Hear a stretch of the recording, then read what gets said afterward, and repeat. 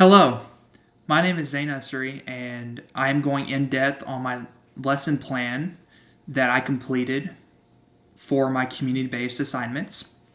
And the teacher that I interviewed was Miss Wheelis, and she reported that she had problems with students in her literacy class, lacking the essential typing skills needed to succeed. She stated that through her preparation of standardized testing, that she has to prepare for this specific keyboarding and typing skills. This is the problem because since keyboarding skills are needed and our students are lacking in it, it means that the students will have a slower pace or even not being able to finish the standardized testing.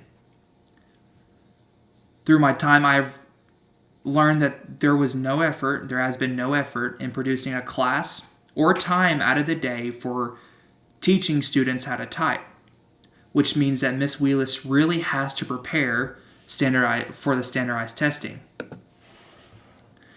For Miss Wheelis' class, her students range from 9 to 10 years old and are currently in the 4th grade. I had to do some digging for the curriculum alignment, but I did find that under the Arkansas Division of Elementary and Secondary Education rules governing standards for accreditation of Arkansas public schools and school districts, under 1-A12, for grades 5 through 8, all students shall receive instructions annually in each of the content areas. This is in accordance with the ACA Code 616-103. There shall be taught in all of the public or elementary schools of this state subjects that may be designated by the State Board of Education or as required by law. Nothing in this section shall be construed or to prohibit the inclusion of additional subjects in the state course of study or in any course formulated for a school district and approved by the State Board. Furthermore, under 1-A127, Career and Technical Education, students should have a semester of career development and a semester of keyboarding or key code in grades 7 or 8, and no required courses for grades 5 through 6 for 2020 to 2021. The first technology resource that I researched for a lesson plan was Quizlet. And Quizlet can be used for many things. And for typing, it's a little odd because it's not really something that you can test on. However, there are Quizlets that teachers can make that can match up with their material. Provide the example on screen, what are the home row keys? And it gives you the answers. This is just a baseline information for students who are learning to keyboard, and it just provides them with knowledge before they go into practice. Which leads me to my second technology resource, typing.com. Typing.com is fantastic whenever it comes to teaching students how to type. There are so many options that students can pursue, like comprehensive keyboarding, computer basics and tech literacy, coding fundamentals, as well as online behavior and safety. However, this is not just effective for students, but also it can be used by teachers. Teachers can use typing.com to engage in lessons, tests, and games. The district can also have a subscription and use typing.com throughout the entire school district. And it also helps with standardized testing. Finally, my third technology resource is a Google Form quiz. Just like with Quizlet, but this is a test for after the lesson that a teacher can provide to students to test them on their knowledge of what they learned during the lesson. For example, what is the home row keys?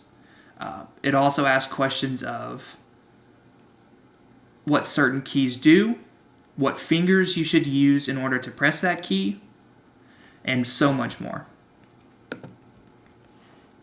Activities for the lesson plan will include, firstly, the teacher will go over the Quizlet regarding typing with the class so they can get an understanding of the basics.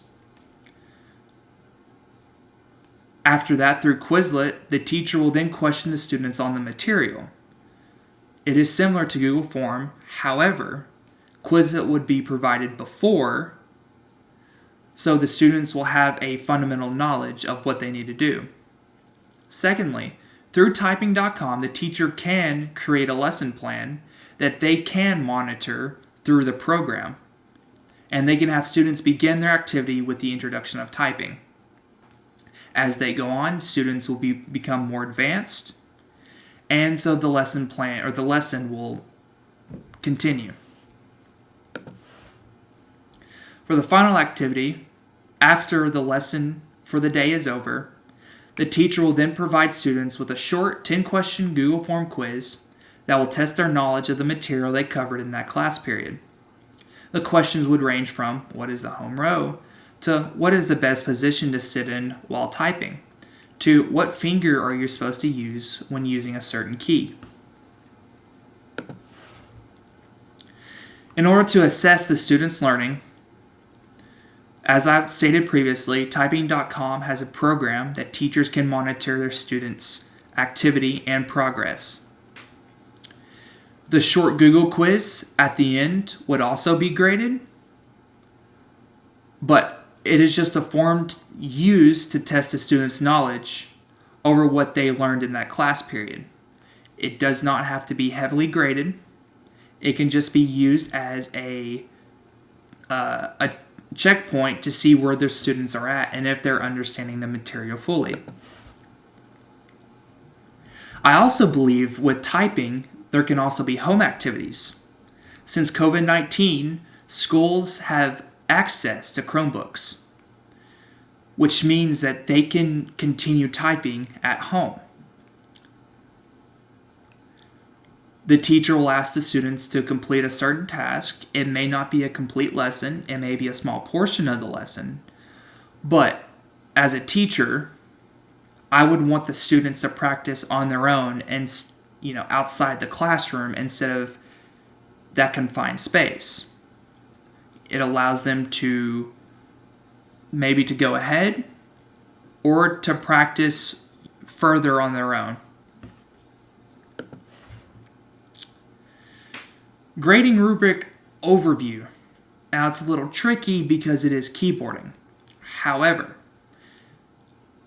I have thought of a rubric that is self-assessment, that at the end of each lesson, teachers could give students a self-assessment rubric and evaluate where they think they're at on their knowledge and their progress through typing.